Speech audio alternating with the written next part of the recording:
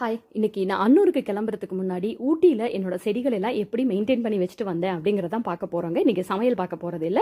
இது வந்து மேரக்காய் நிறைய காய்ச்சிருக்குங்க. கொஞ்சம் பறிச்சுட்டு மிச்சம் இருந்ததெல்லாம் குரங்குக்கு பயந்து நான் வந்து இலைகளை வச்சே மூடி அப்படியே பின் பண்ணி விட்டு வந்திருக்கேன். இது வந்து சொடக்கு தக்காளின்னு சொல்லுவாங்கங்க. இது கிடைச்சதுன்னா கண்டிப்பா சாப்பிடுங்க. நிறைய ஹெல்த் பெனிஃபிட்ஸ் இருக்காம இருக்கிற காய்கள்ல கொஞ்சம் பழங்கள் எடுத்துக்கிட்டேன். அது கூட வசம்பு கொஞ்சம் விதைகள் எல்லாமே நம்ம வசம்பு கட் பண்ணது போக மிச்சத்தை ஊண்டி வச்சிருக்கேன். ட்ரீ டொமேட்டோ, லெமன் கிராஸ் எல்லாமே கட் பண்ணி விட்டுருக்கேங்க இந்த மலை சீசனுக்கு. என்கிட்ட இருந்த விதைகளும் கொஞ்சம் போட்டிருக்கேன். பொன்னாங்கண்ணி எல்லாம் பார்டர்ல வச்சு விட்டுருக்கேன்.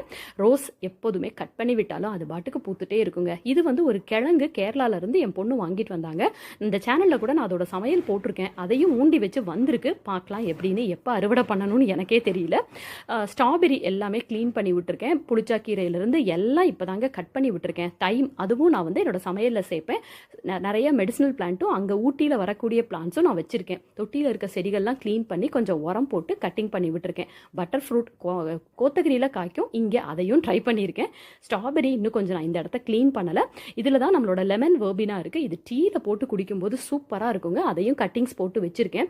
ஸ்ட்ராபெரி எல்லாமே இப்போ தான் பூ எடுக்க ஆரம்பிச்சிருக்கு. கொஞ்சம் உரங்கள்லாம் போட்டு விட்டுருக்கேன். சில மருந்து செடிகளை நான் தொட்டியில் வச்சும் பாதுகாத்து வச்சுட்டு வந்திருக்கேன். ரோஸ்மேரி, மின்ட் துளசி, ஸ்வீட் துளசி, இதில் கொஞ்சம் பரங்கிக்காய் விதையும் போட்டிருக்கேன். நான் அந்த கொழுந்து கீரைகள் சமையலுக்கு யூஸ் பண்ணுவேன் அதுக்காக. அப்புறம் நான் டூர் போகும்போது ஒருத்தர் வந்து எனக்கு சாஃப்ரான் குங்குமப்பூ கிழங்கு கொடுத்தாங்க. அதையும் ஊண்டி வச்சிருக்கேன். லாஸ்ட் டைம் ஒரு பூ வந்துச்சு. நான் இடி பூன்னு நினச்சி அதை விட்டுட்டேன். இந்த தடவை டிசம்பரில் பூக்குதான் பார்க்கலாம். அதையும் மெயின்டைன் பண்ணி வச்சிருக்கேன். என்னை சுற்றி எப்போவுமே க்ரீனரியாக இருக்கணுங்கிறது என்னோட ஆசைங்க. வாழை மரத்தை கூட விட்டு வைக்கலைங்க. அதையும் நான் அங்கே வச்சிருக்கேன். இலைகள் சாமிக்கு பூஜைக்காவது ஆகுமேன்னு. நான் திரும்பி போகும்போது என்னோட கார்டன் எப்படி இருக்குது, என்னென்ன விதைகள் போட்டதெல்லாம் வந்திருக்கு அப்படிங்கிறது அடுத்த வீடியோவில் பார்க்கலாம். தேங்க்யூ.